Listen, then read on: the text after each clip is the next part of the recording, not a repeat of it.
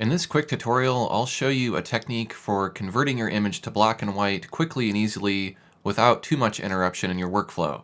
This technique is compatible with any art application I'm demonstrating here in Corel Painter 2021. The first thing that you'll want to do is locate your video card control panel. I'm using an NVIDIA video card, but this will also work for ATI and Intel as well. The setting that I want to locate is found under Adjust Desktop Color Settings, and it's basically a color saturation slider that I can move up and down. You'll want to select the display that you want to affect. In my case, that's my Cintiq, and I'm just going to drag this slider down to desaturate the entire monitor. Now I can preview my artwork in grayscale even if my application doesn't support that feature. To bring the color back, I just set it back to 50% or click on Restore Defaults, and now I can view my artwork in color again.